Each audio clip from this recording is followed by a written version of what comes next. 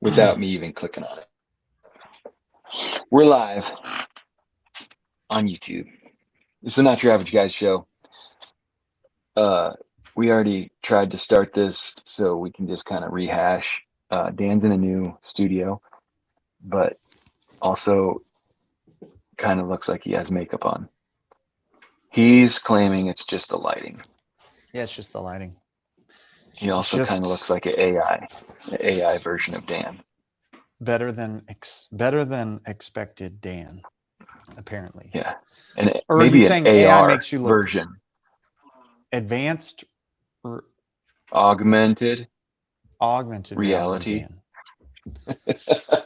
It is becoming that way a little bit. Well, nice, good job. Okay, and do you have YouTube pulled up then?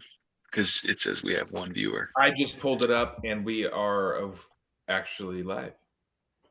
I Yeah, can we pull it are. up. Yep. Play. I'm a little behind, but we're live. Maybe I'll Good. just leave it running there. Yeah. All All right. right. It's been 2 weeks though. It's been a long time. Dan, so now that you have connectivity up at the new house, are you gonna like live there? We're gonna move. We're moving this week. We're actually having trouble with the fact that like every time you turn around, like you go to take a shower at the old house and you're like, oh yeah, I already moved all of my stuff to the new house, but I don't have a shower curtain over there.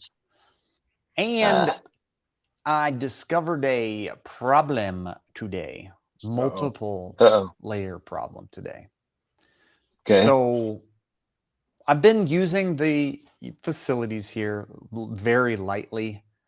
And so I wasn't really sure how, like, I never had checked the septic tank to see if it was running or anything like that. But there's an alarm on the back of the house. Mm-hmm. And when I say very lightly, like using the toilet every once in a while, really no shower use, no water sinks and stuff like that. So I had been in a bunch of grass and stuff last night. I got up here and I was like, I should take a shower. And I was like, nah, I need to take a bath because I don't have a shower curtain. So I took the like I have this thing where I end up taking a bath in a house one time ever. So I take a bath and my toilet or sink was churgling whenever the bath was draining.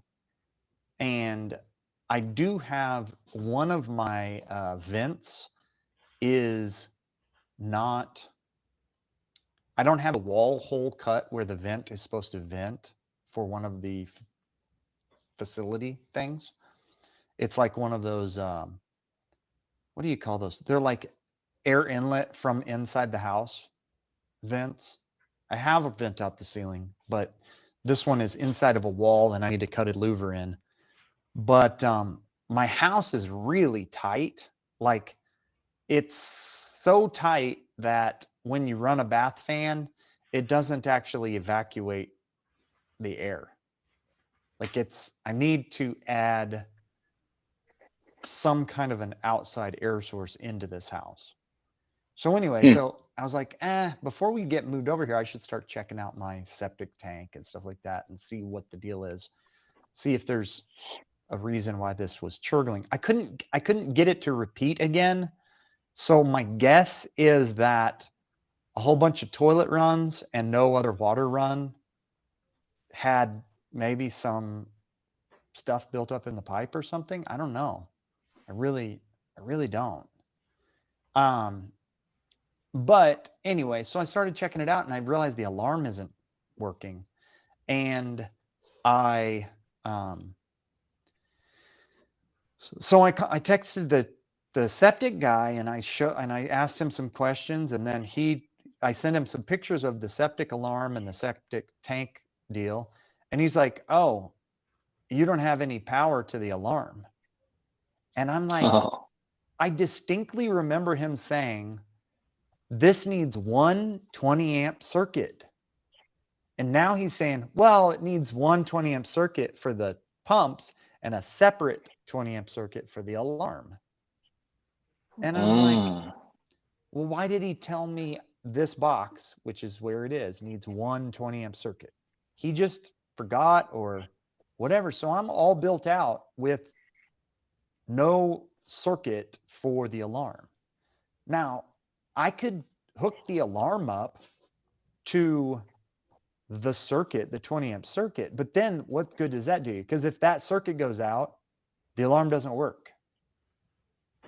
So I got to figure out how to get a 15 or a jumper from one of the other circuits to it, right?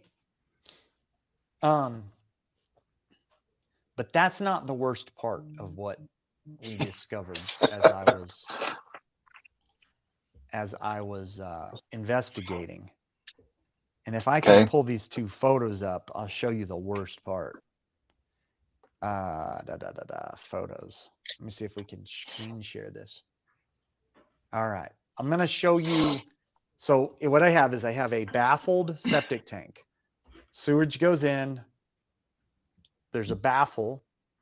And then sewage goes to the next one. So there's like a multi-phase cleaning or debris dropping setup in a tank, right?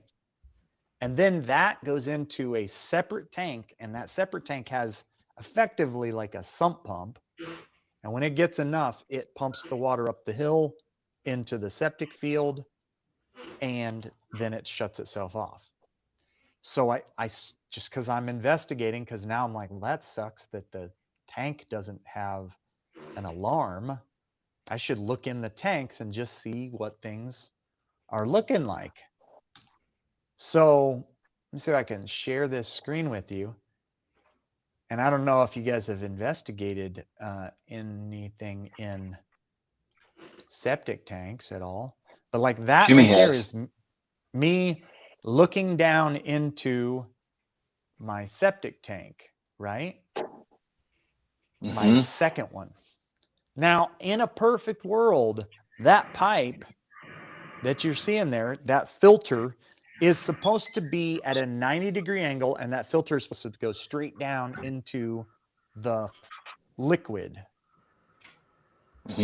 because it acts as a filter. The water has to go in up through that to go into the pipe. Do you see that? That should be lined up with the riser.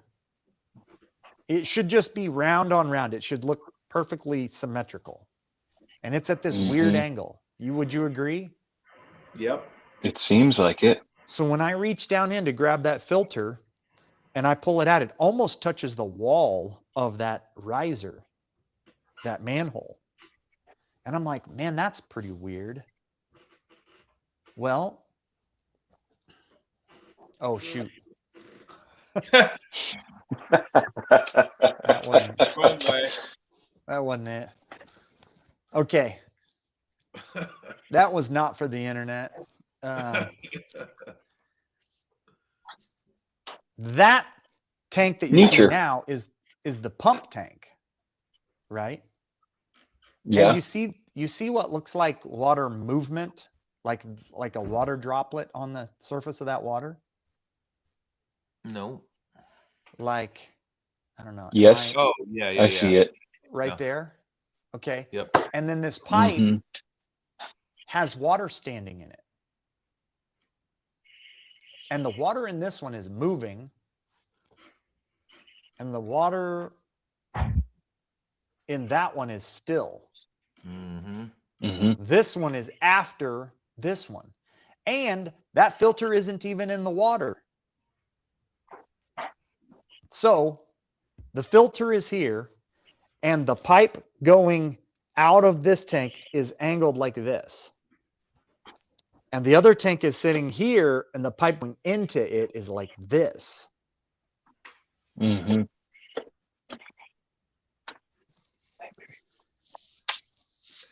being just a knucklehead, I'm like, that don't seem right. That doesn't even seem possible.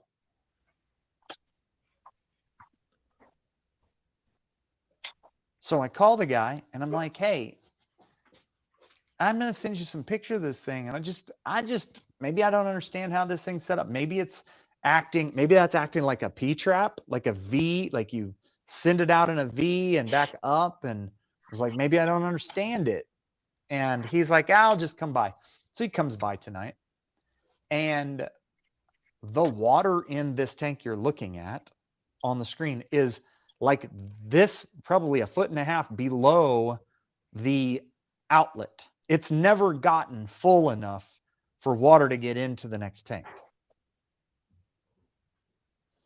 Yet, dang it. Yet this tank has moving full. water in it, and it's full. And it has water rolling into it. So he's like, that's not right. And I'm like, that's what I thought too. So, like, is your septic backfeeding, like backflowing? Like your field is like so filling your septic tank?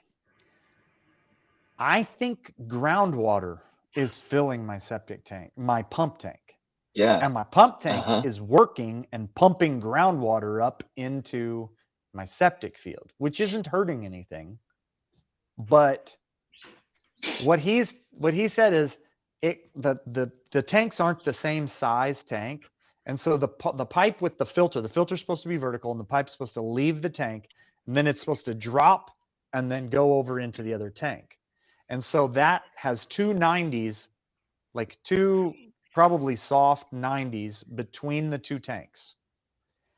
And so the only way that the pipe, which is my arm to 90 to there, the only way that does do that is if that has, like, either one has shifted in and sunk or the other has shifted in.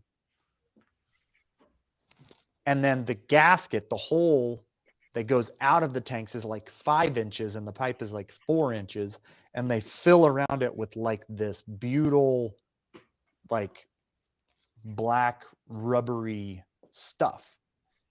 And so the groundwater is getting into the second tank, and he thinks that the pipe between them is maybe even broken. Dang.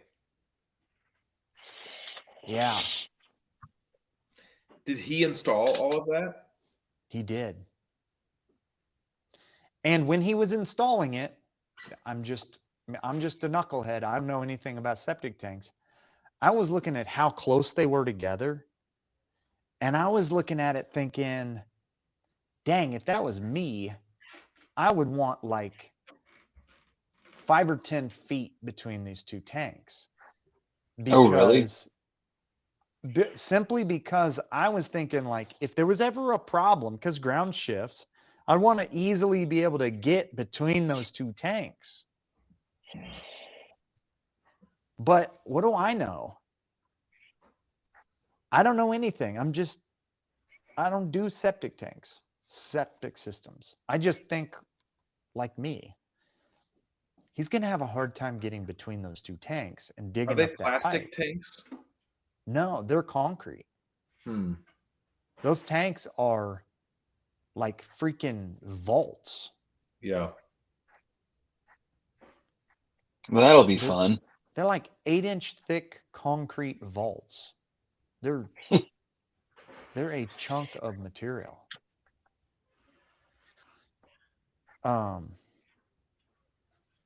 Yeah, I don't know. They're 1,500. They hold 1,500 gallons, and I don't know how much they weigh, but they might be 10,000 pounds. They're enormous, like heavy, thick deals. But he's gonna come fix it, but we don't have any water here right now, because if I use another 200 gallons, then sewer water will actually be making it into that tank that he's needing to work on. Versus right now, it's just, as far as I can tell, it's just groundwater. So you think that it's groundwater infiltrating around the pipe, not coming from your field. Well, Like it's not. Is there a backflow valve there's a backflow valve. I keeping it suppose. from coming from your leach field? I suppose that it's possible that water is making it down the trench that goes all the way up there. But here's the thing about that water. Even that water, it's like 500 feet away. So Yeah, but it's not we've gonna got be. we've It's had a really wet few weeks, right. and so if the ground is saturated and you have perforated pipes that are full and the Well, so here's backflow the thing. valve isn't working correctly, it's Here's the essentially thing. a gutter system in your field feeding your holding tank. Nah. So here's the thing about No? these. No, because these pipes on the leach field are only this big around.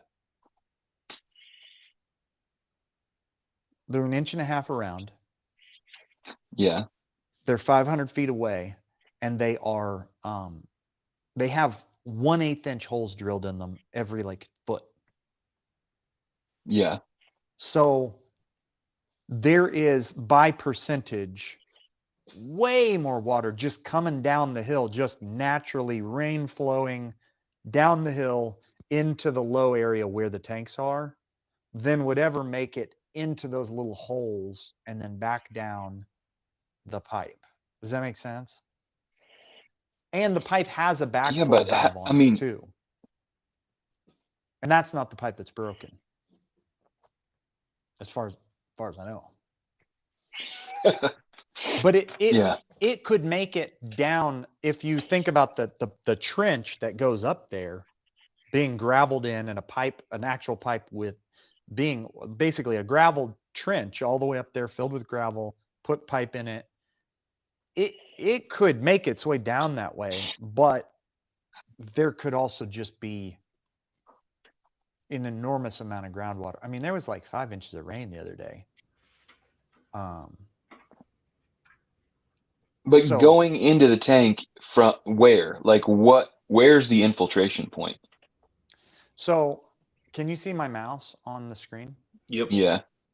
There's standing water right here in the end of that pipe.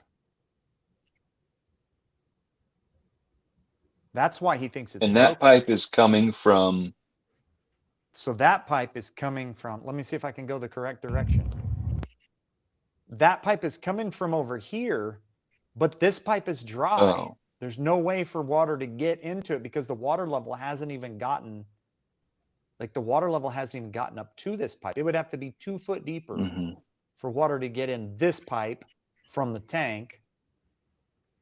And this one has standing water in it. It's got to be broken and the water's coming down from the outside of the tank and just going in the pipe, I think. Or maybe the pipe joint broke in the process of all of this and it's just an open round, an open round pipe. Weird. Yeah. Super weird. And So I'm not when's paying when's more he to gonna be get able it to fixed. when's he gonna be able to get back out? Supposed to be Thursday, but they're calling for like 50% chance of rain on Thursday too. So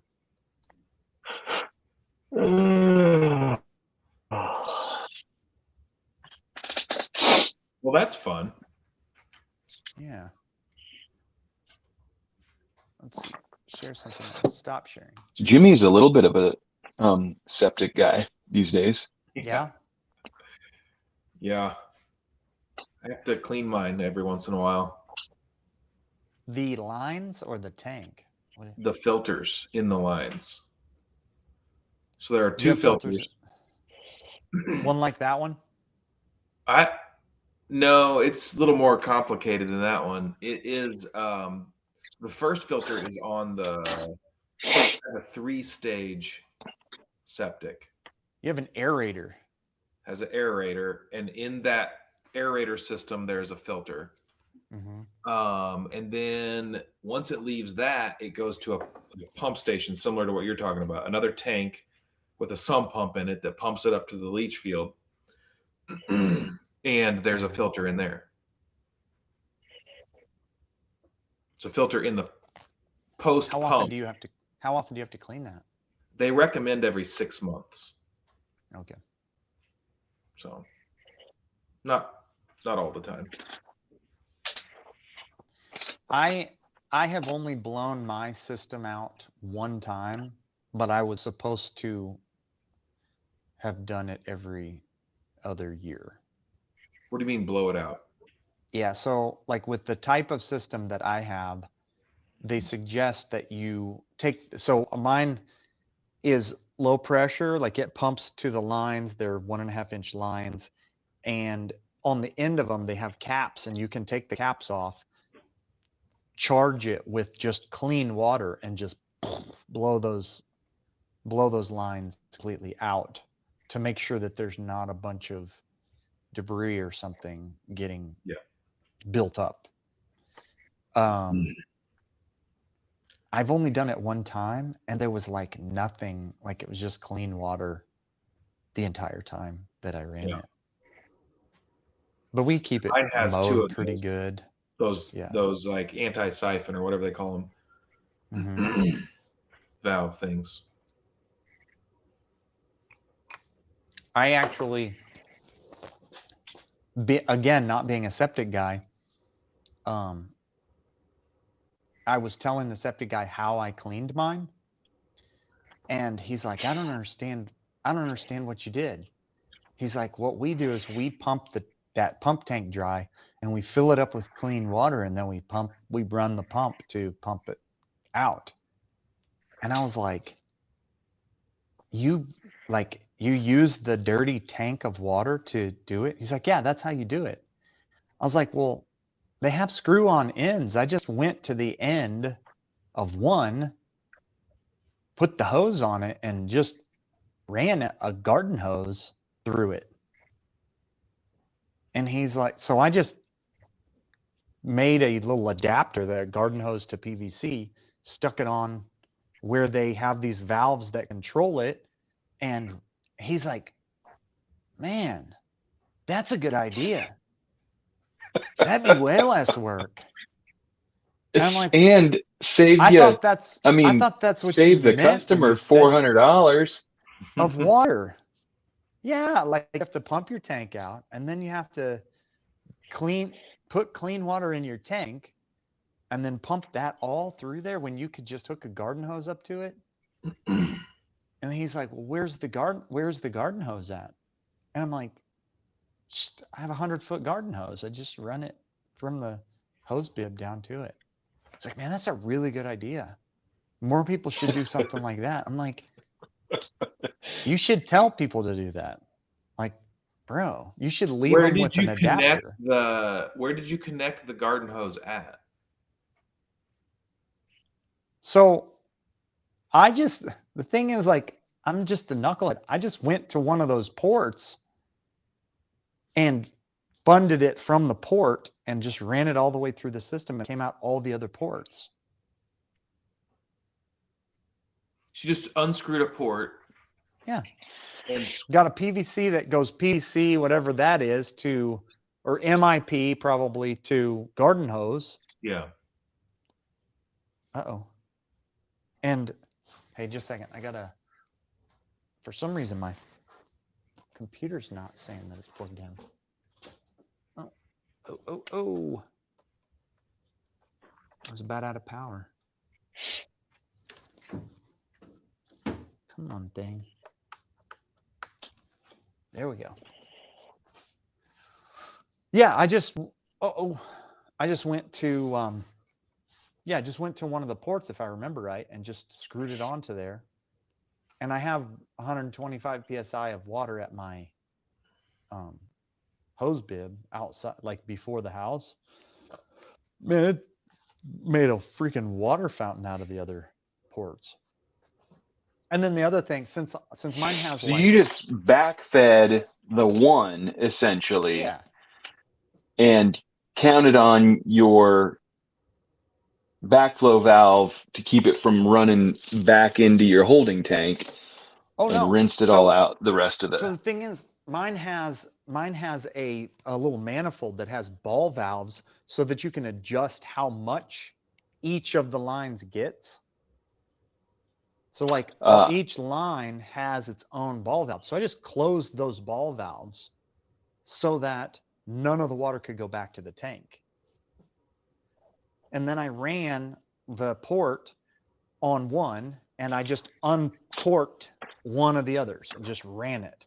And then I'd cork that one and pull another one and just ran that one and just went through the whole system. And How many ports does yours have? like 8, I think. Oh, wow. I think it has 8 ports. Yours must have a different system than mine because mine only has 2. Yeah, I don't have an aerator or anything. Mine's just the baffled tank and then the regular tank.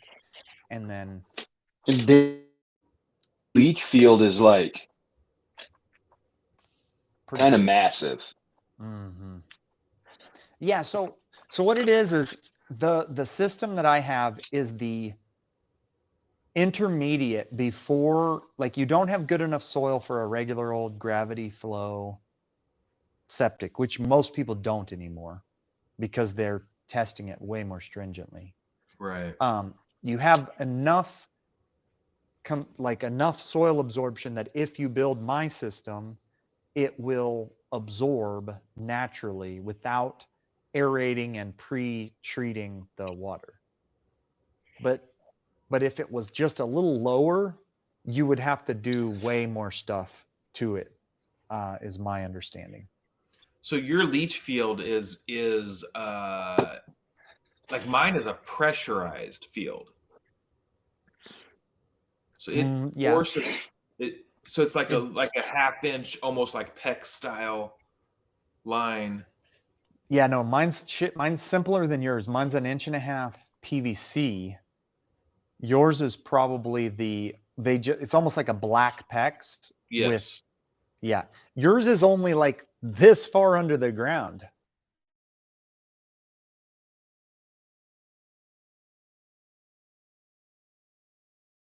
Drag trenchers that just cuts a line and rolls that thing down in there. The Google Fiber guys with like the hoe, the straightened out hoe. Yes, yeah. Just like that. I've seen them install yours, and I do not understand why they charge so much more money.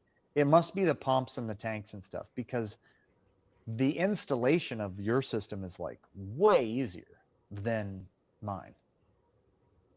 Mine is mine, they have to take a backhoe and they trench these like 100-foot long, or maybe 60-foot long lines, and they go about 15 feet and they lay a bed of gravel in the bottom, and then they put a filter fabric over the top of it, and then they have a little spot where they leave it like a dam, and then they do another. And so like each of the trenches is about the width of a small bucket on a backhoe, and it's about, I don't know, it's about 1.5 feet deep. The bottom of it's filled with gravel, then they put a filter fabric, and then they put the line on it, and then they bury it in. And so that surface, that's how they calculate that part where the gravel is kind of holding the surface of the dirt, is how they calculate how much absorption your field has. And then I think my new one has like 6 or 7 of those runs. I think my old one has 8. And then sometimes they come back and add another 8 inches of dirt on top of the whole everything. Yeah, that's what they had to do to mine last time, which was not good. Yours is like way simpler installation, but the pumps and everything are way more maintenance, I think, than mine. My guy is like, man, I just hate the maintenance level on those systems. Like, well, the pump, so there's only one pump, and it's just like a normal looking sump pump that when that tank gets to a certain level, it pumps into one of the two fields. Yeah. And then the next time it pumps into the other field. But And then it your just- other tank has an aerator in it. Correct. And I don't know what that's doing, but it's breaking down the stuff faster or something. Because it's 3 chambers. So yeah, it's supposedly making it cleaner somehow. Yeah, the bacteria is getting air, oxygen. So mine is the same 3 chambers, but it doesn't have an aerator pump, and it just has one filter, is the one in that picture, and it is supposedly less maintenance over time. Yeah. I don't know. I think mine is a pretty high maintenance system as far as septic systems go. My other septic system is really low maintenance. It's just you take the bags, you double bag them, and you put them in with the trash. Mm. Pretty Nice. simple. It's real simple.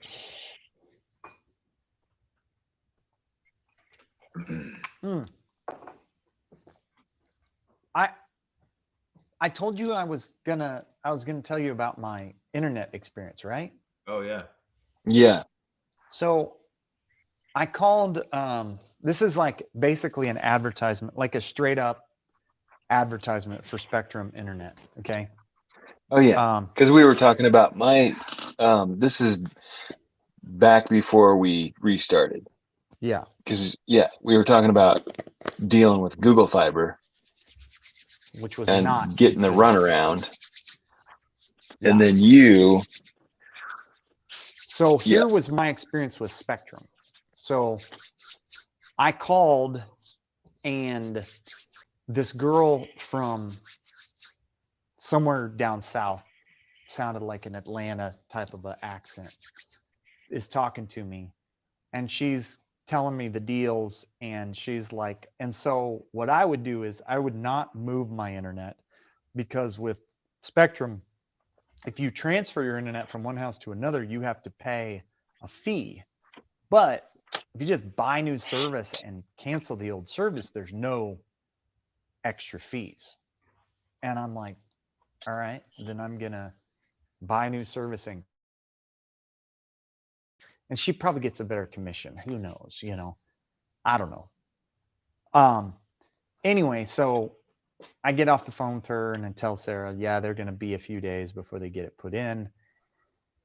And she sees the bill come through for it like a couple hours later, and the bill has internet and TV, which we don't need streaming TV. And I'm like, well, that is the price that we talked about, but that's not what we talked about. And I'm looking at the price of the streaming, and I'm like, ain't no way I'm paying $40 a month for streaming, but it's discounted to $10 a month instead of, no, it's discounted. The streaming is like $80, and then it's discounted down to like $40. And I'm like, well, if I can just get internet for $50, that would be my like preference. So I call back in, and this lady's like, so what is it that you don't want? She's an older lady from the Midwest. And I'm like, well, I'm not saying that I don't want something. What I'm saying is I don't understand what the TV streaming is about, because I stream TV on my other house and I don't have TV streaming service. I want to understand what it is. And she's like, well, it's streaming like for your TV. And I'm like, yeah, no, I understand that, but what I'm saying is I stream on my TV at the other house, and I do not pay $80 a month for streaming. I pay nothing. Well, like it's for like Netflix and things like that. And I'm like, does it include Netflix and Hulu and Disney Plus? Like, is that why it's so expensive? And she's like, oh no, I don't think so. But it's for like streaming those kind of things. I'm like, well, if that's what it is, then I need to change what they're going to install. She's like, oh, well, that's a different department. And I'm like, all right, send me there. So she sends me over to this other lady, girl, sounds like maybe 30 or 40 from Atlanta. And she's like, on it. She knows what she's talking about. And I'm like, I just want to be clear. I'm not saying that I want you to cancel the install that is scheduled. What I'm saying is, I don't know what streaming is for. And if I can, looking at the bill, if I can get just internet for half as much, then that's what I want to do, because I don't know I would have streaming. I was like, doesn't sound like it has all these things free with it. So it's just $80 a month to be able to broadcast onto a TV that I already know I can broadcast from my internet access. And she's like, oh, okay, well, here's the deal. You're not going to get any of the good channels. You're going to get 200 Spectrum channels with the TV cables package. So none of the good ones. Not Hulu, not Netflix, not Disney Plus, just like Hallmark Channel and live sports and stuff like that. I'm like, okay. So still, I kind of understand that it looks like I probably won't get the discount on the other side. She's like, well, let me just see what discounts she runs me through all the discount possibilities. And she's like, just like very clear before she like puts in an order, she makes sure that she understands what I want and that I understand what she's saying in like no uncertain terms. And I'm like, okay. So I end up getting the cable streaming package because the other options are actually not cheaper. They're giving it to you because they want people to use it. And then they're hoping that after 2 years of you getting it for free, that you'll want it. That's my interpretation of it. I'm like, since you have been so helpful, can you look at my other property and tell me if there's any deals available on that property? So she cut my price at the rental property, at the Rock House, in half on the same call for 2 years. Not completely. It's $50 instead of 90, and it's faster service than it was last week. Dang. Deal. And I'm like, where are you from? Like, Atlanta. I'm like, no, I mean, like, I've never talked to this helpful of a customer service rep ever with anyone. Never. And she's like, oh, I get that sometimes. I listen to some of my coworkers and I hear how they're talking to people. And I'm like, I would not let you talk to me like that. And she's like, but I've called customer service before. I know what it's like. And I don't want anybody to have that kind of experience. I'm like, well, good grief. Like, make a clone of you. Like, oh my God. Did you ask her if she has a direct line? I almost asked her if she was AI. I was like, there ain't no way this is a human. Like, good night. So then they showed up today and they put in my internet, like, what's this, Tuesday? They put it in above ground and they said the guys will come to trench it in like in the next 3 days or something like that. And those guys were both super helpful. And like, he's like, I want to put this wire exactly where you want it. Where do you want it? And I'm like, explaining to him exactly where I want it. He's like, if that's where you want it, that's exactly where I'm going to put it. And they'll trench it in wherever I lay it. Like, they will just follow that line. And I'm like, dude, like, since when did you ever, I just want to be on the phone with Spectrum customer service, like, Just always have now. a conversation. I just want to, I want to talk to them more than I want to talk to ChatGPT. It's ridiculous. Like, hey, Spectrum. So I know I bought this thing from Walmart, but Is there any way you can help me? I feel like Exactly. I feel like you might be more helpful. Great. Hopefully my earbuds last. I got to run up to the garage real quick.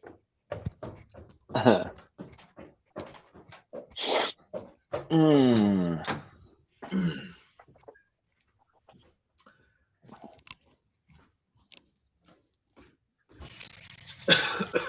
I've heard a lot of people say they've had bad experience with Spectrum, but Really?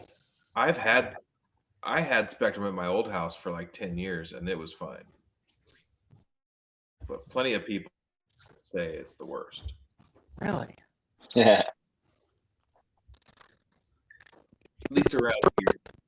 Or is it? Am I still here?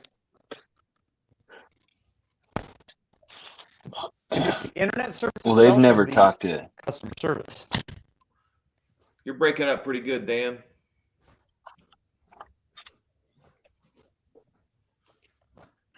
He gone. He's gone. I was at a customer's house a while ago, like last summer, and she was having some problems with her TV that was through Spectrum. And she called customer service, and guy showed up to her house while I was at her house working. And so I'm in the kitchen, and this guy's right around the corner in the living room, and she's trying to explain to him what the problem is. And he's so nice and so helpful.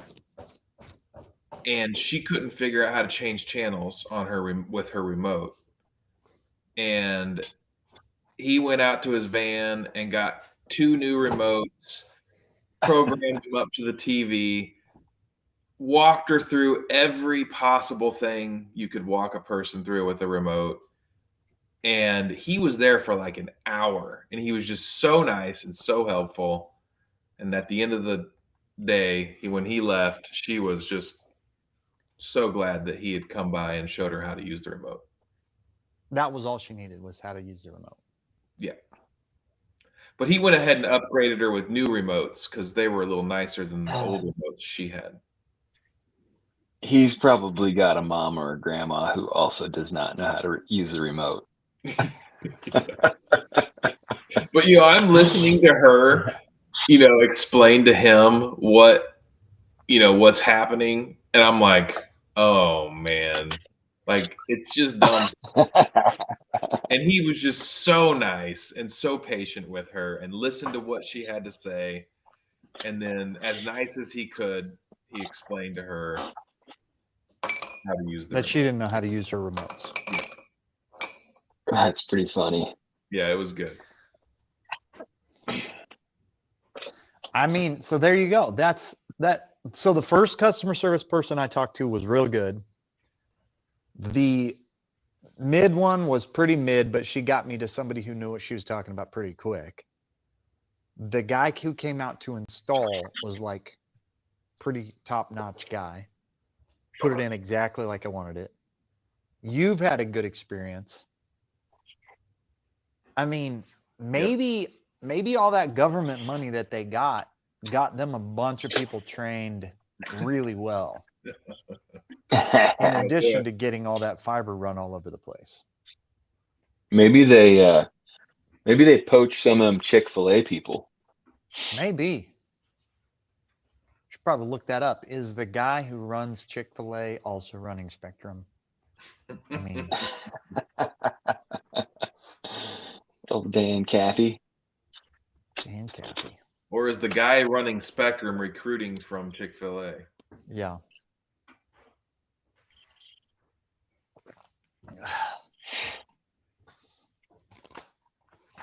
What do you guys got going on? Nothing. Tired? I just got back from a trip. Oh yeah, It's you're a pretty supposed good to one. tell me your top 3 favorite things on that trip. All right. My top 3 Let's- things from this trip. Can I pause? Let's go with 2, 3, Yeah. and 4. You don't want to hear the first number 1? No. Nope. I wasn't gonna give them in any specific order. Okay, well, let's just go with 2, 3, and 4. Okay. Also in no specific order. Sure, So if I slip number 1 in there, you won't know. I'll know.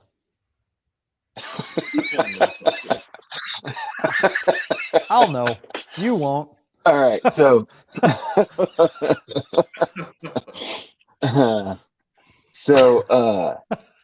DC, Washington, DC for, let's see, we were there Thursday evening, Friday, Saturday, and then we got on a train Sunday morning. And then, so then we were in New York City Sunday night, which we just went straight to the hotel. And so we were there Monday, Tuesday, Wednesday, and then flew home Thursday. So 3 days each place, basically.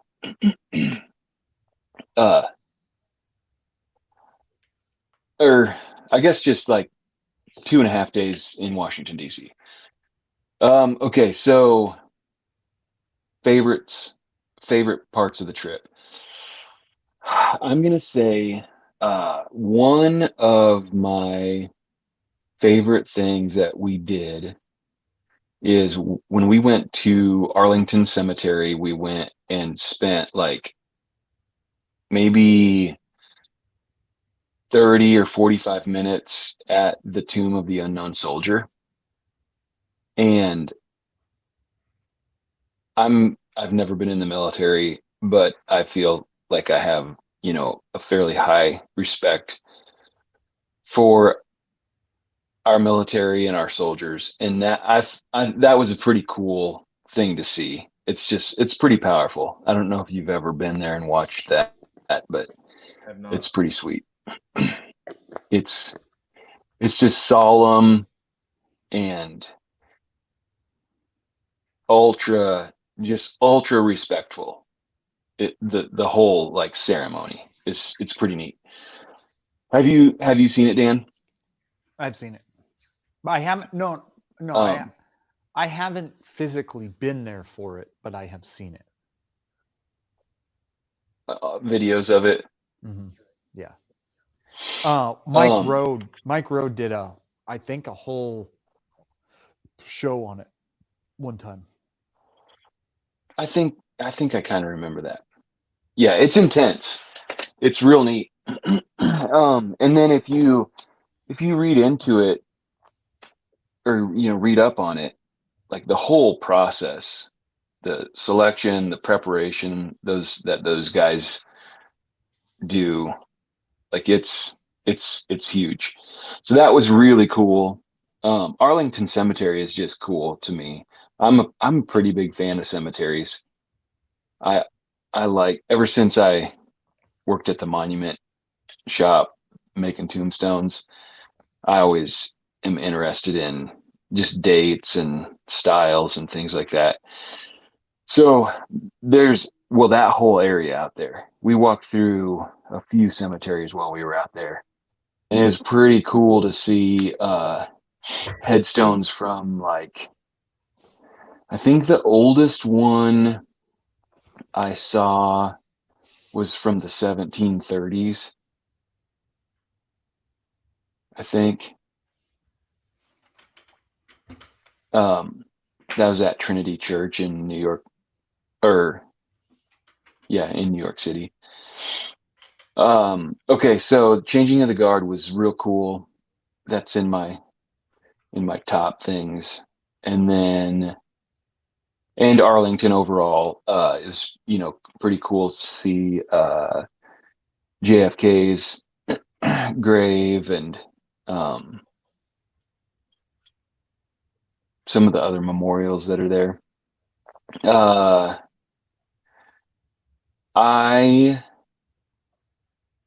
I find the Lincoln Memorial to be a pretty cool place. So that was kind of up there. And then when we got into Washington, D.C., we got there Thursday evening and we just dropped our stuff off at the hotel and went back down to the mall and did an evening tour of the monuments. So everything was lit up, and that was pretty cool. So the monuments in DC were a highlight. Lincoln Memorial is cool, and I also thought that the World War II Memorial, it's really cool at night. Like the lighting is real neat, and it's a pretty cool memorial. It was under renovation. I think they're fixing the fountain, but for the most part, it was just open and regular. Then let me think here. The Statue of Liberty, I think, was super cool. That was a highlight. Just being there, getting to see it. I've never Trying physically to seen the think if there's. Statue of Liberty in person. It's pretty Part cool. Part of me doesn't want to, because I picture it being like enormous, and I feel like it's not as big as what my brain says it is. It's big. It's pretty good sized. It's like 150 feet tall, and it's also on a pedestal, or like 180 feet tall, and then it's Now, on is a it pedestal, which makes it like around 300 feet tall, I think, from maybe ground that's the level. part. I think I saw a thing on its size and was like, oh, yeah, it looks big because it's on the pedestal. The pedestal is bigger than it, right? It sure Is feels that what you big said? when you're standing right next to it. How close can you get to it? Hey, Or did our you go out listener, onto it? You can basically just touch the thing. The pedestal or our listener has a friend who was in the honor guard. Oh, really?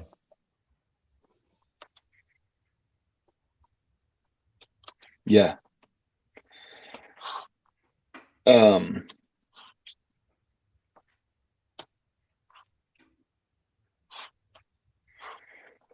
Yeah, Did you go after dark? that's awesome. Yeah. That we did the evening tour, so it was super cool. That's I don't know what the company is called. It's like hop on, hop off tours or something like that.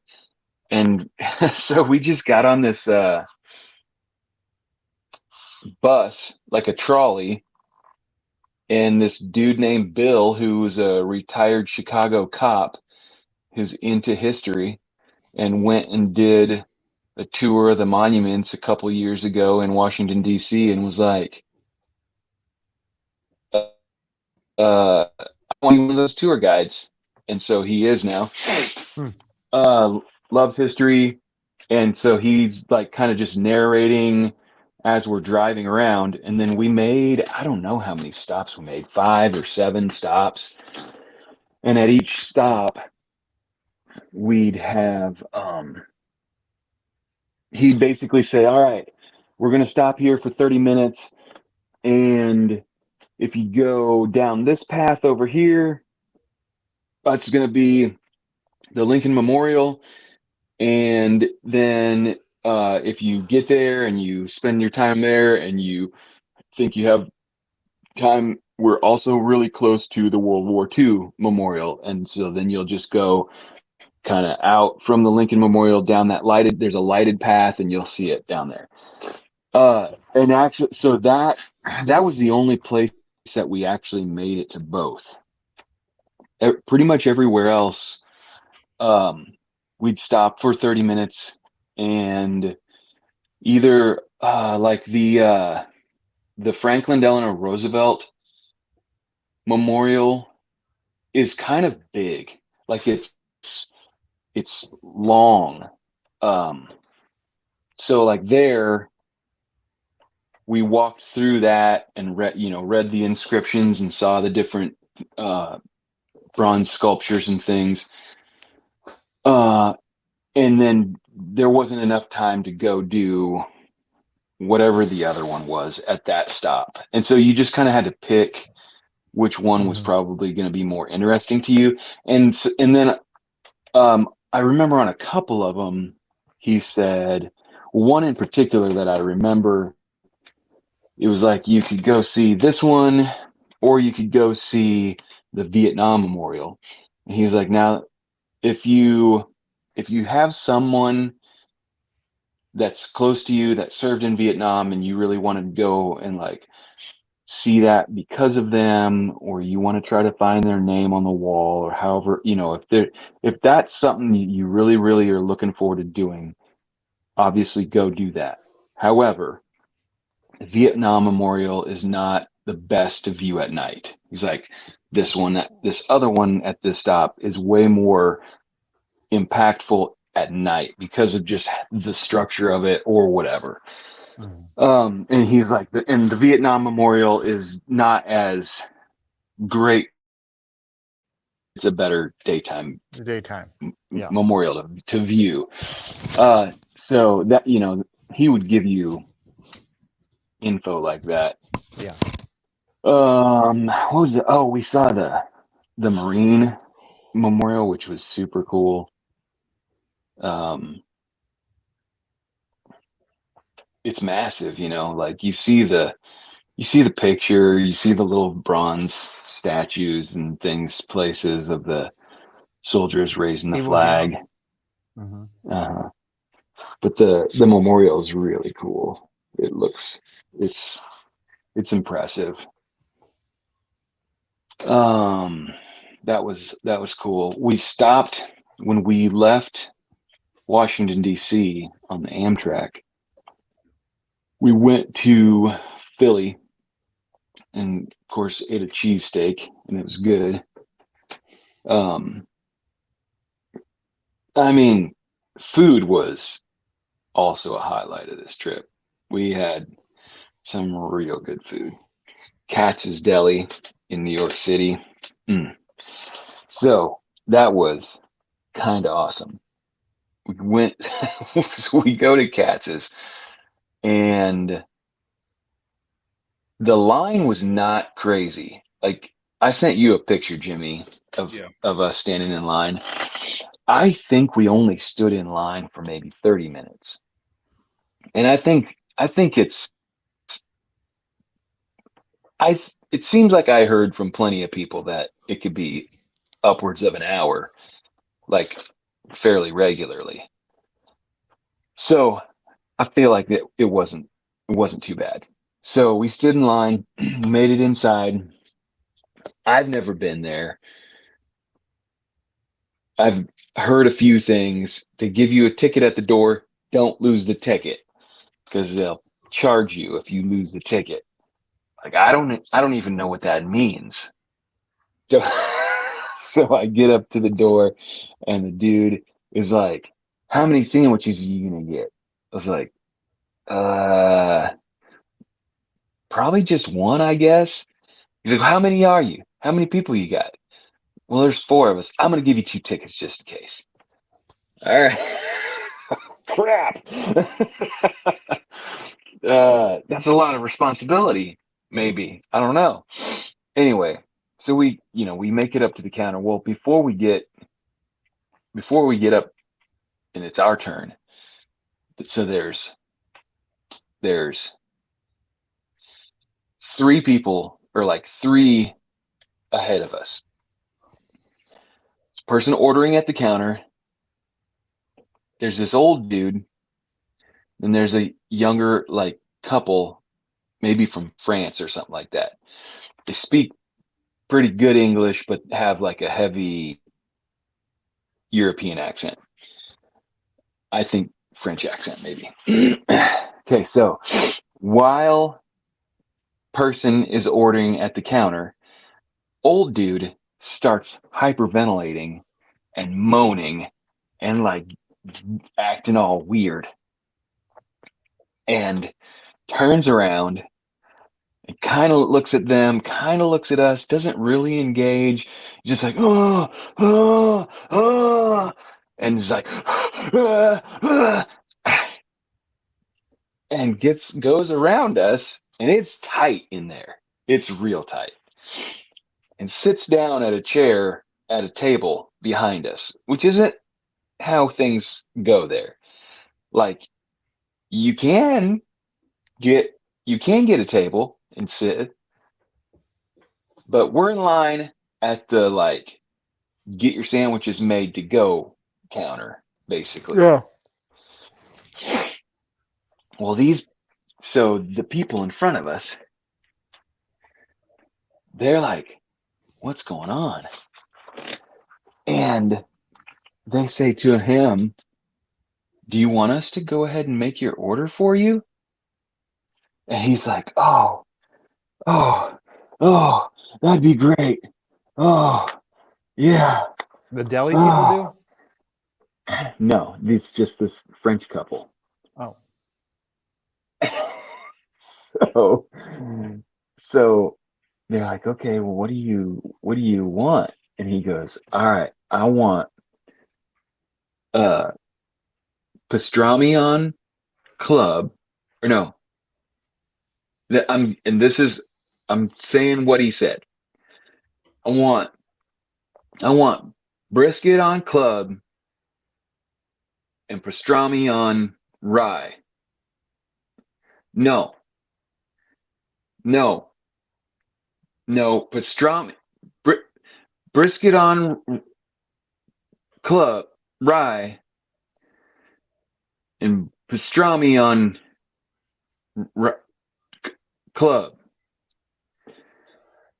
And the guy is like, okay, let me write this down. So he gets his phone out and he's trying to make a note.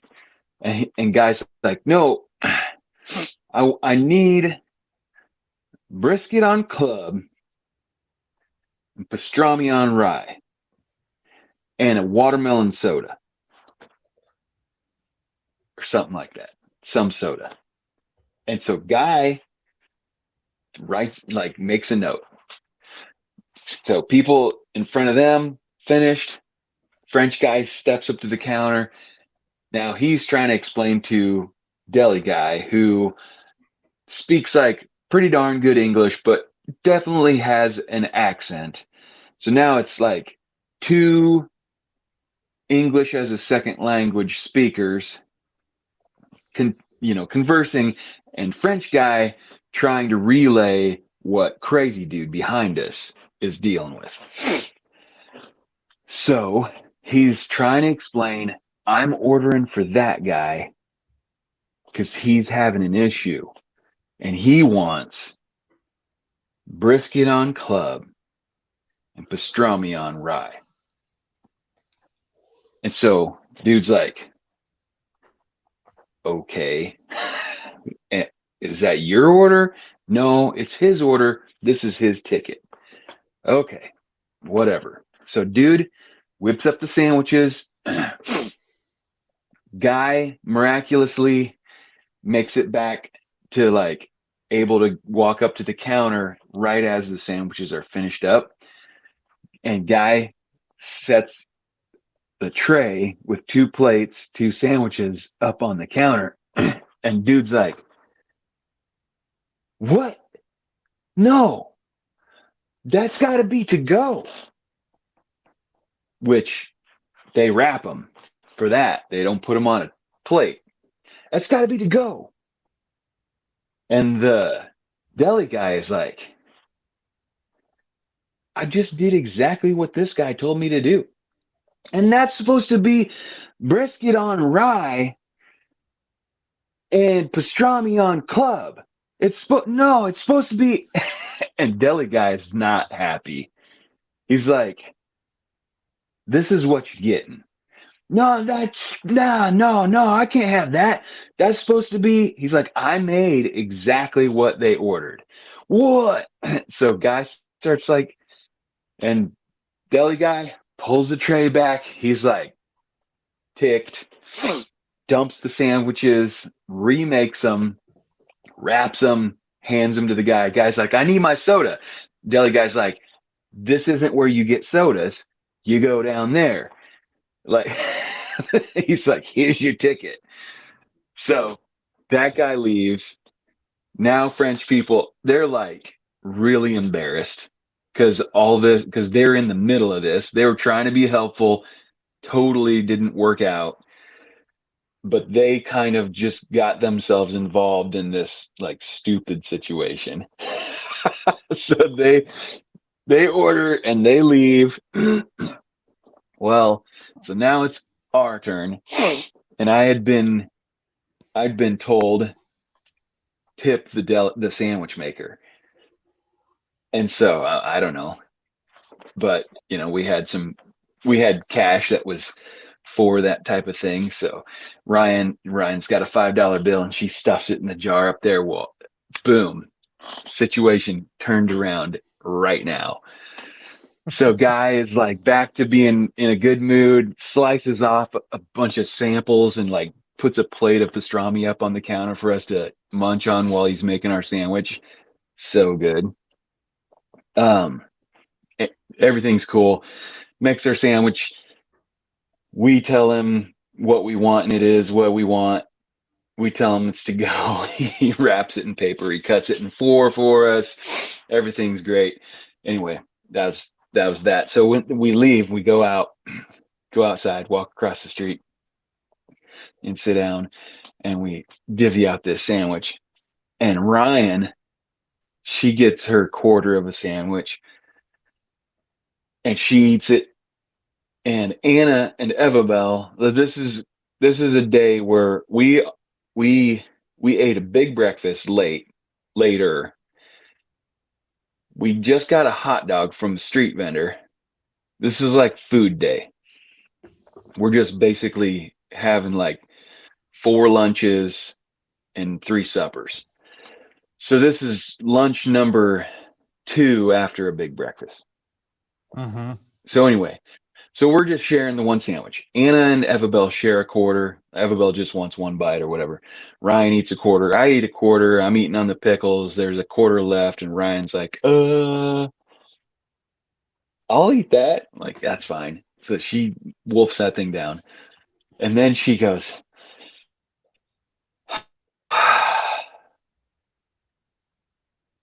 I guess I'm probably never going to have a sandwich that good ever again, am I? It's like, well, I hope that's not the case, but it was pretty good, wasn't it? So, Oh, man. ChatGPT says, first time there, get the pastrami juicy standard on rye with mustard. With mustard, yeah. Yeah? Is that the deal? Yeah, I ordered fatty pastrami, fatty with mustard on rye and pickle on the side. Why A didn't buck you or two eat is it a at normal the solid place? tip. 3 to 5 is generous. No tip is not ideal. What'd you say, Jimmy? Why didn't you eat it in-house? Why'd you go outside? It was jam-packed inside. So was the guy running a scam or was he legitimately Initially, I thought he was maybe doing that. I thought he was like working those people. Yeah. But when he was sitting down behind us and the way he was acting and how he was breathing and coughing, Anna goes, congestive heart failure. I'm like, oh, okay. Bummer. So I think he was struggling, but yeah, man, we had that. Yeah, so we ate some great food. We ate at this little place called Johnny's Luncheonette, not far from our hotel. This is all New York City. And that place is this little diner it's like 10 feet wide and maybe, I don't know, 25 feet deep. And it's just the grills against the wall, about maybe 2 feet of space between the grill and the counter, and then the counter where you sit and eat, and stools, and then the wall behind you. And there's a sign on the door that says, if there's no seats at the counter, please wait outside. It's like that you can't just pack in there and you just stand out on the sidewalk and wait for some people to come out. And then you go in. And it's just, like eggs and bacon and pancakes and French toast and a few sandwiches. Pretty good. What did you think of the Yeah. subway system? So the metro in DC was pretty darn simple. Like, we didn't really ever struggle with knowing which way we were going or where we needed to go when we were in DC.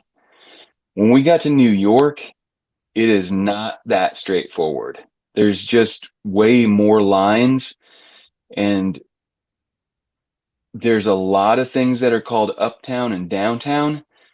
And sometimes you're like, I'm pretty sure I need to go downtown, but this is saying I need to go uptown. Yes.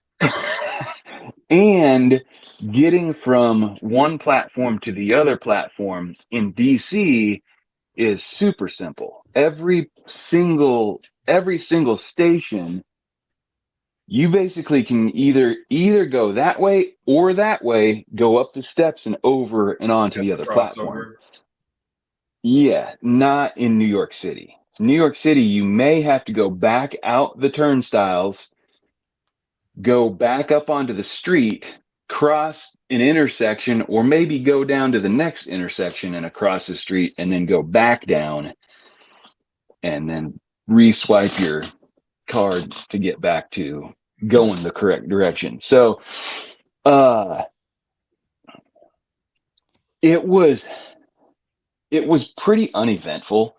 I mean, there was it was cracking me up every time I'd see some homeless guy crawling on his hands and knees going underneath the gates to get in. You're just like, oh my goodness. Yeah. In DC, the first subway we got on in DC, someone had messed themselves like in the seat. Ugh. And it was nasty. Yeah. I mean, it smelled so bad and it was just there. It was gross. But the rest of them were not like that. Well, while we were in DC on the metro, we did have this kid who was like looking a little bit suspicious, like acting like something was about to go down. Just the way he was acting, you're just like,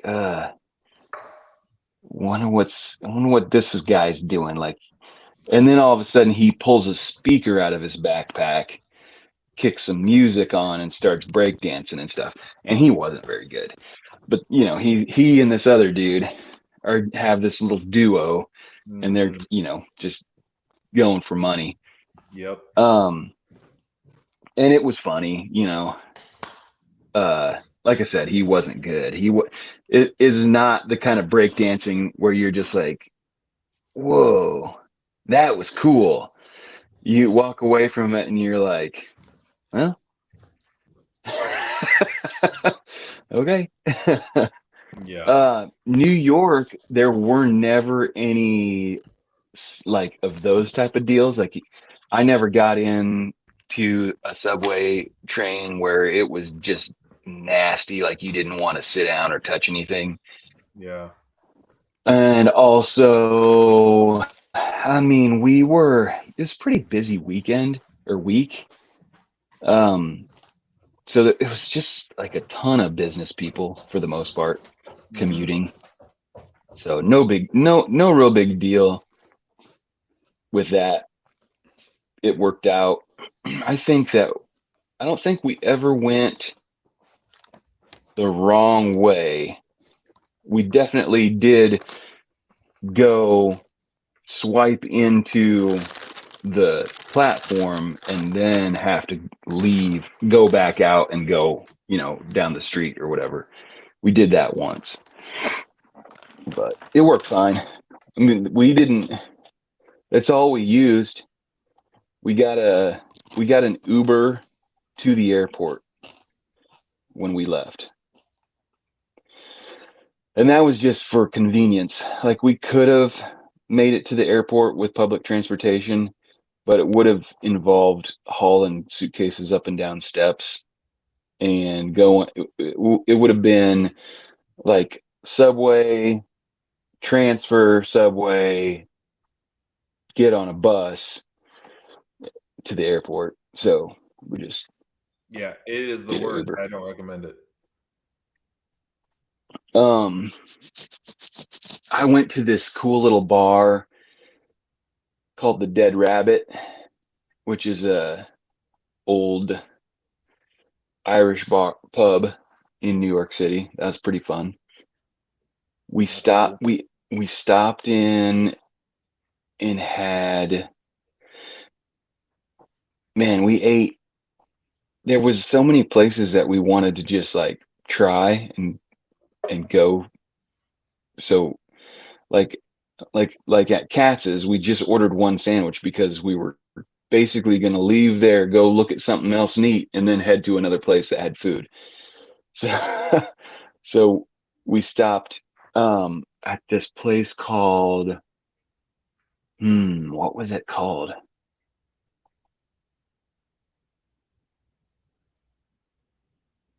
I can't remember.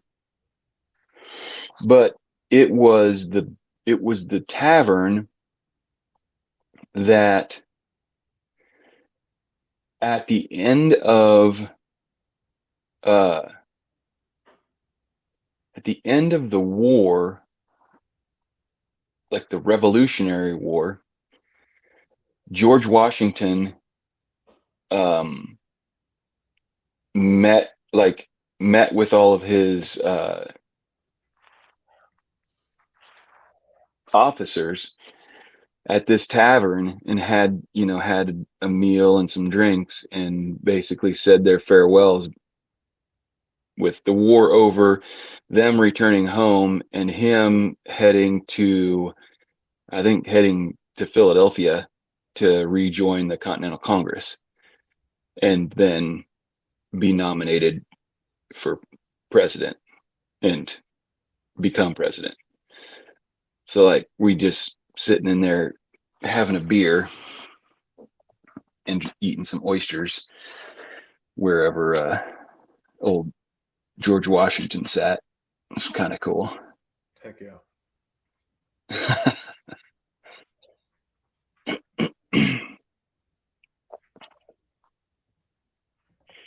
Old Ebbitt Grill. We went there, and that is in DC. And it is just this iconic, like oldest bar or restaurant or whatever in Washington DC, maybe, or something like that. And every president since, who knows, somebody way back has eaten there. It's one of those type of places.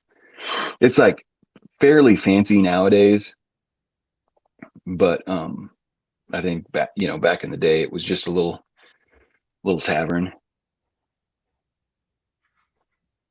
Walk past Ford's Theater and what is it, the Peterson House that's right across the street from there where Lincoln was shot and then they carried him across the street and he died.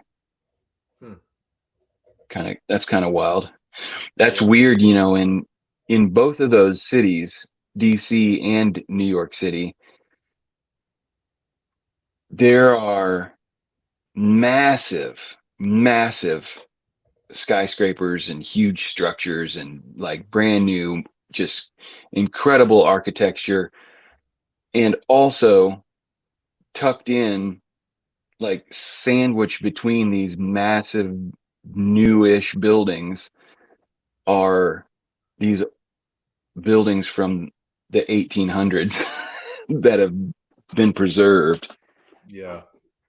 and they're just still there. Yeah, that's pretty cool.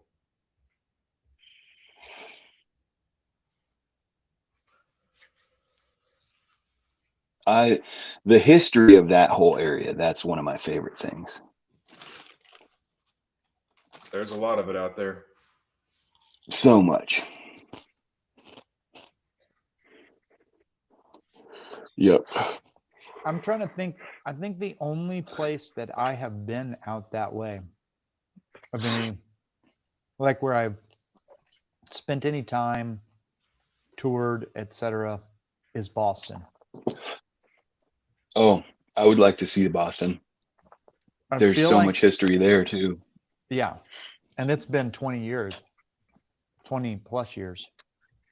Well, there's 20 more years of history there now Yeah. at this point. Not anything I good feel though. I feel like all of the important stuff's been there, been the same. Longer before that.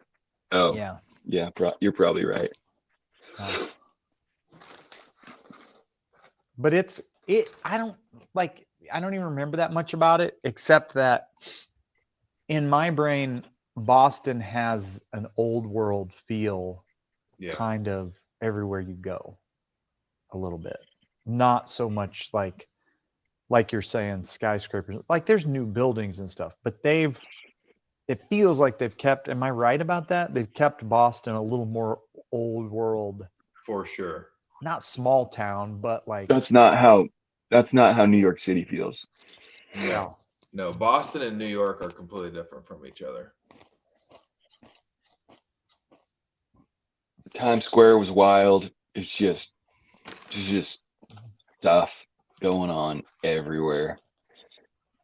Screens and lights everywhere. Scammers. Oh, everybody, like, I don't know, 20% of the people, 80, like, it's probably the old 80-20 deal. 80% of the people there are tourists and there to see Times Square, and 20% of the people there are trying to get your money. Yep.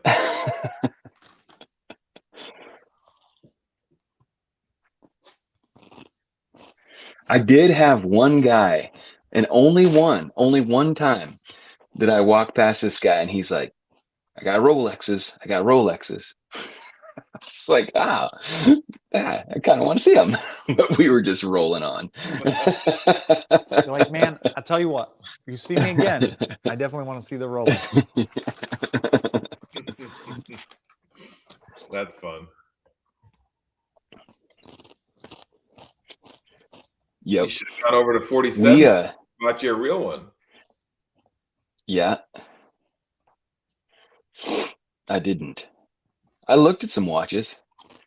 I walked into the, I don't know how to pronounce it. Is it Longinus or Longinus? Do you know, Jimmy? I always hear them say like long jeans. Long jeans? Almost like long jeans. Okay. Yeah, that makes sense, kind of. So I walked into one of those stores. They got some nice watches. And they're not way high end. They're like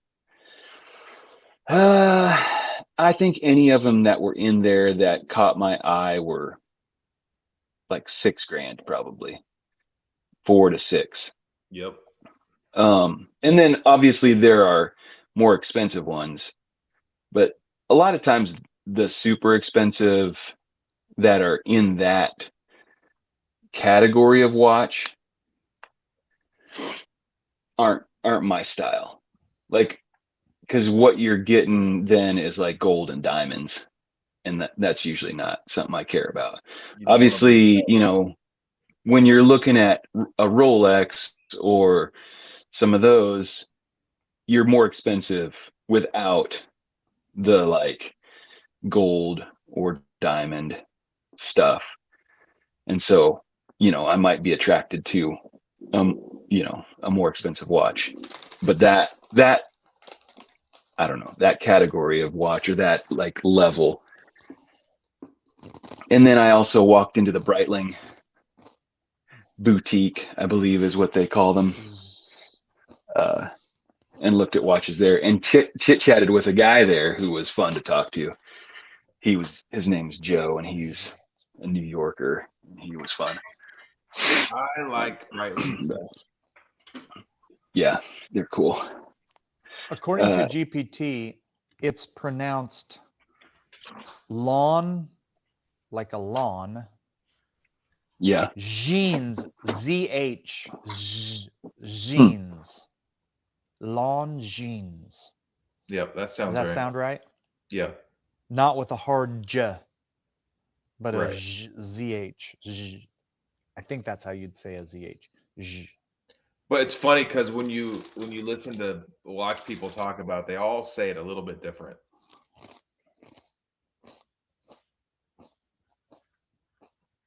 I just say long jeans. I typed in long jeans and it came up with long, G-I-N-E-S, right?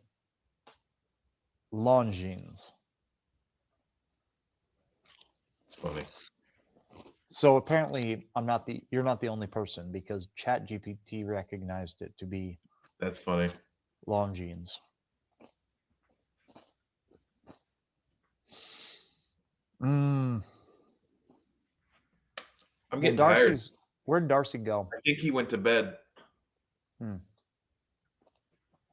Well, if he did, here's what it is, but you probably don't know this. Our brother-in-law's mother passed away this week. Brother-in-law's mother. I guess really he's not our brother-in-law's, but as close as we have to a collective brother-in-law. The guy who's married to, our wives have a sister, and that sister's married to a dude named Wes, who's been on the podcast. Uh-huh. So even though that's not technically our brother-in-law, it's as close as you get. Yeah. Right? Isn't that how that goes? Generally, I think in layman's terms, he's our brother-in-law. Yeah, I would agree. Technically, I don't think he is. He's each of our wives' brother-in-law.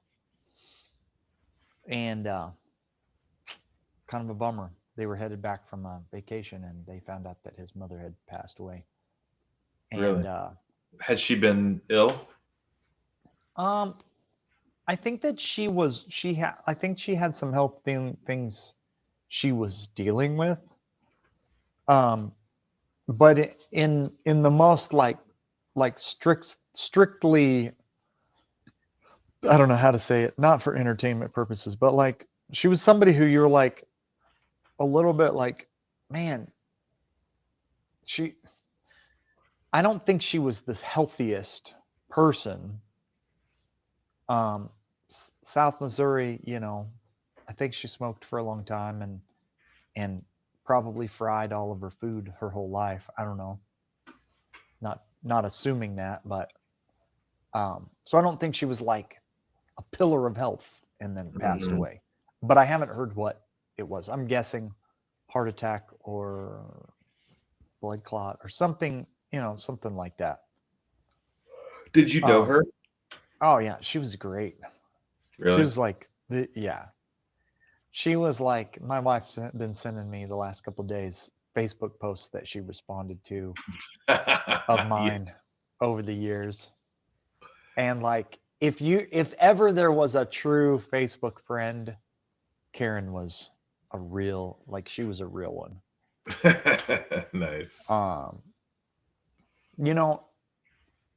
I'm not trying to speak ill of anybody in particular whenever I say this. So just, if anybody is tempted to think that I'm talking about somebody in particular, I'm not. But you've got Christians who are really good at being Christians. They're like, they know the right things to say. They know the right things to do. Like they know the right church to go to, all of that kind of stuff, right? Yeah, churches are full of those people. Karen was pretty much no nonsense Christian lady.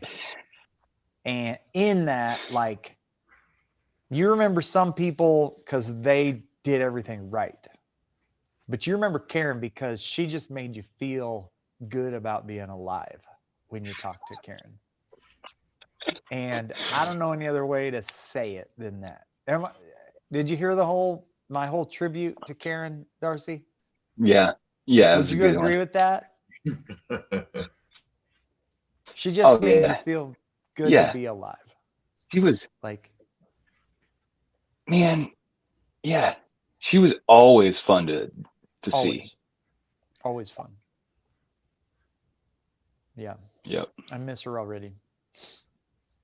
And I didn't see her that often. I probably only saw her like half the No. times that we went down there. But I'm trying to remember the last time I saw her. Anna said she doesn't think she's seen her in like 2 years. okay. I think I saw her briefly last summer. But I know her granddaughters love the heck out of her. Oh yeah, for sure. Yeah. So it's kind of a bummer. Yeah. Not kind of, for real. She's a good lady. And the thing is, like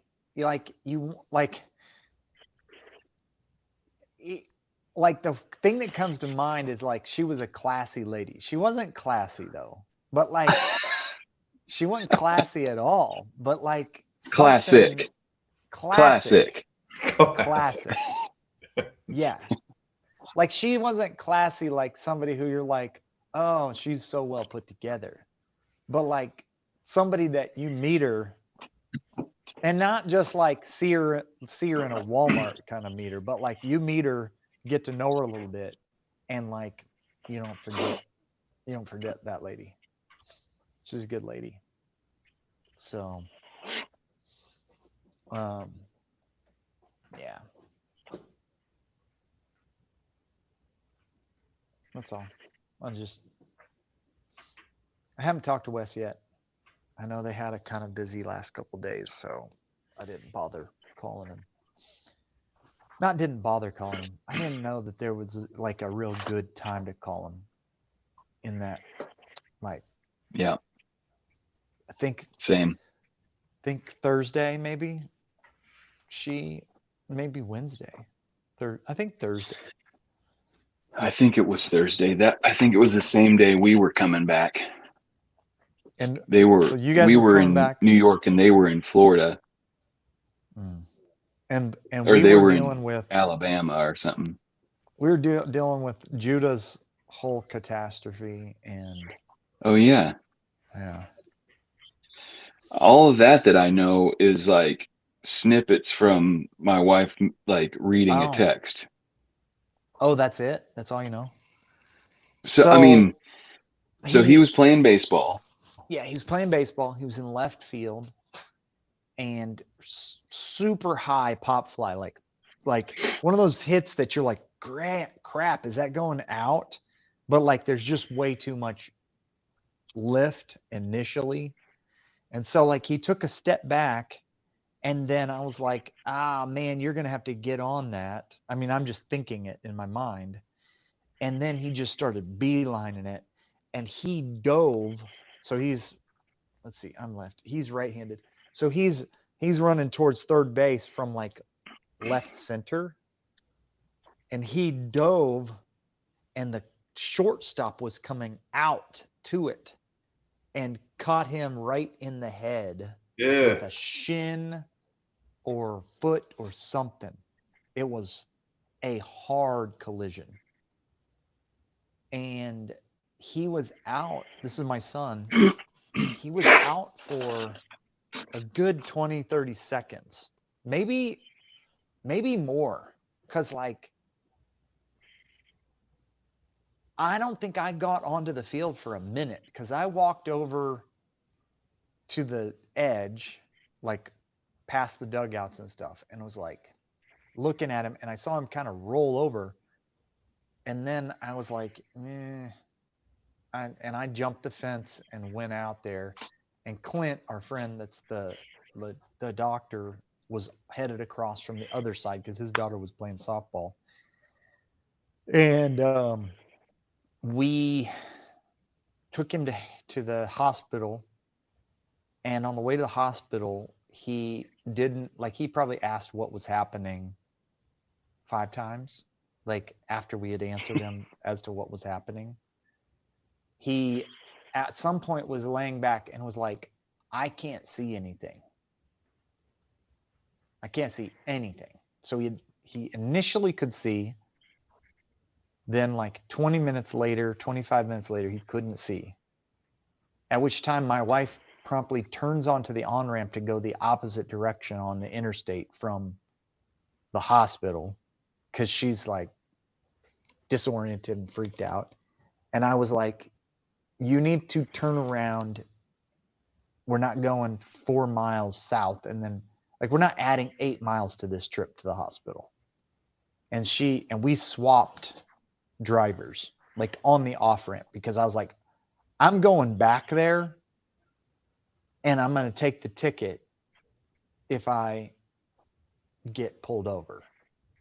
And she's like, okay, you drive. So I'm going up the on-ramp, off-ramp, however you say that, in front of the sheriff's department. And I'm just like, I'm probably not even stopping. If lights come on, I'm just going to be like, come on. Follow me to the hospital. Follow me to the hospital. We're going to the emergency room. Okay. Because my son's saying he's blind. Like, so he's like, am I going to be okay? Is it going to be okay if I'm blind?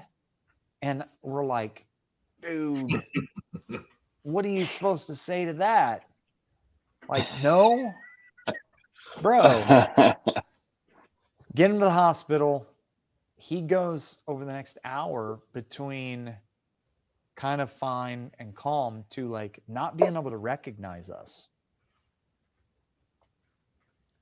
And he's like laying there like with a neck splint on and everything, which honestly, I think those things kind of cut off the circulation to your brain a little bit. Because they had him on his back with neck splint and everything because they're going to take him to an MRI. And took him to the MRI or CT. Is that the same thing? CT. It's Probably not CT. the same. CT. I think CT. And he's like, at one point, they're like, do you know where you are? And he's like, no. Okay. They're like, you are in a hospital. Can you say hospital? And he's like,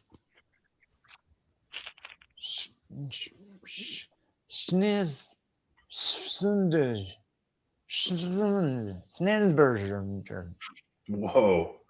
We're like, what is happening right now? And he's getting worse, like over the course of the hour after this thing. Like the blindness is like intermittent, not like consistent. Sometimes it's just spotty where he like, depending on where they put a hand with fingers, he can or can't see it. Was he cut or bleeding anywhere? He was bleeding on his jaw, but just like where it tore like acne type of real thin skin loose, but not on the head or not on the back of the head or anything. At one point he's like looking, like me and Sarah are there beside him. They kind of sit him up a little bit, and Clint, the doctor, is there that he knows well. Like we see him every week, multiple times a week. He's like, is that Clint? And then we're talking like 3 feet away, and he's talking like third person about the person there. And at one point he doesn't recognize me at all. He's like, we're like, do you recognize me? And he's like, yes. Do you know who I am? And he's like, no. Like, and at one point he's like, they're like, okay, I want you to raise your hands up. So he's got his hands up. He's laying on his back. He's got his hands up. They're like, now I want you to give me a really big smile. And he's like, they're like, I want you to close your eyes really tight. And this is the nurse just giving him like cognition, test. And he's like, it's like, okay, I want you to open your eyes really big. Open your eyes really big, Judah. Oh no. And he's like, just keeps trying to smile really big. And he's like tapping him on the forehead. He's like, Judah, I want you to open your eyes really big. I want you to open your eyes. And he opens his eyes and he's still got his hands up. Like, we're like, oh my gosh, he's seriously rocked. Is he still not seeing at this point? Intermittently, he can see some things in some areas, but they keep asking him, like, can you see? And he's like, yes. Do you know what you're seeing? He's like, I don't know he's like, I don't know. I don't understand what I'm seeing. And so when he started losing his like speech, the ER people at Harrisonville are like, we need him to go to Children's Mercy. Like they're gonna, I don't know what to do, or be able to like have more specialized people. So they took him, the ambulance rided him to Children's Mercy, and he was there for maybe 3 hours. And the ER ride guy, like he was getting way better on the ride even than he was at the original hospital. And the ER ride guy was like, I don't know if they're going to keep you overnight. Like Harrisonville's pretty dramatic about this stuff. But dude, I mean, like for about 30 minutes, we were like, I could tell by the nurses and the doctors in the room that they were like, this isn't good. Like this is not getting better. This is getting worse. So anyway, they let us go at like midnight that night, and he's just been off school and like laying low and trying to rest ever since then. He went to the ball game last night, and then he was like way overstimulated and like really wasn't feeling good when he got home. And this morning he woke up with like a splitting headache. So he went to another our primary doctor today, and they were like, he needs to not go back to school for a week and then not play baseball until he does like a 6-stage concussion protocol. You have to be able to do these certain activities without getting dizzy or nauseous. And so it's like probably a 6-day deal, but you have to get through all 6 phases, like doing this exercise a certain number of times a day. And if you get nauseous, you have to go back basically to a previous day. Yeah, it was a pretty scary night, honestly. Yeah, no kidding. That's crazy. Yeah. There you go, internet. Now you know the whole story.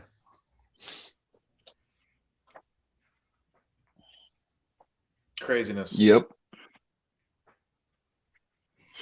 That's a heck of a concussion. Yeah. I don't think I've ever had, I've been knocked out, but like, I don't think I've ever had like anything other than just like wake up and be like, oh, I think I was knocked out by that freaking trailer jack that one time. Shoot. I thought I was going to have to take you to the hospital.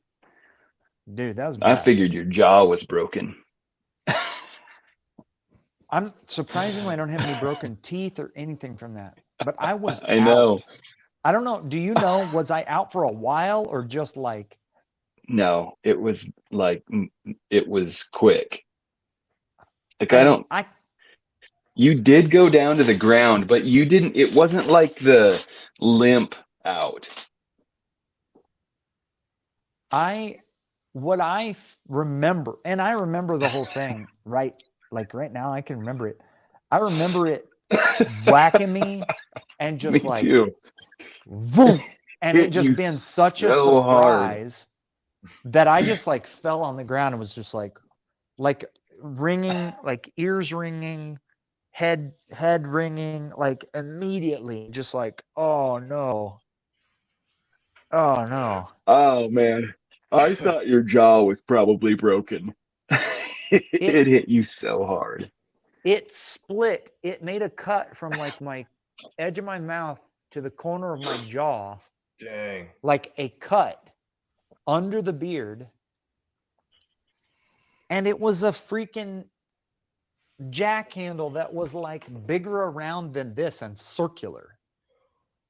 And it just hit me so hard, just like that, that it cut me. I mean, it was like getting hit by a baseball bat right in your mouth. Dang.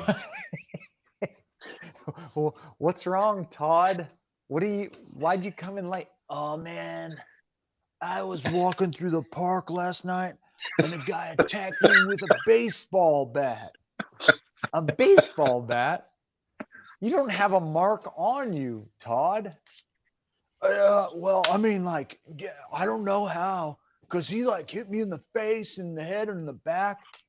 Was it a wiffle ball bat, Todd? I don't know, dude. No, it was a baseball bat, man. You remember working with Todd, don't you? I think so. The excuses that guy would come up with for why he was late or didn't come to work, then to have nothing to show for it. Like, he was attacked with a baseball bat one time. In the And face. we just, in the face, and he didn't have a mark on him the next day. And we just laughed. We just would be like, oh, dude, I got attacked with a wiffle ball bat last night. These kids just jumped out from behind a tree and just freaking knocked me out, man, with a wiffle ball bat. Oh man. Makes my jaw hurt thinking about that, dude. Yeah.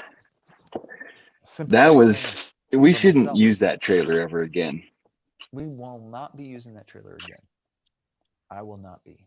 I actually replaced the jack. I went and bought him a real jack, like trailer jack, that's welded, like has the circle deal welded on there, and threw his jack in the dumpster.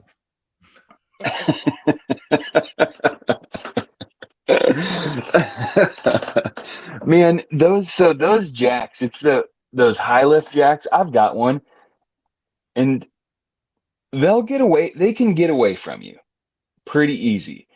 But that was a high lift jack that I'm pretty sure someone gave to the scrapper 40 years ago.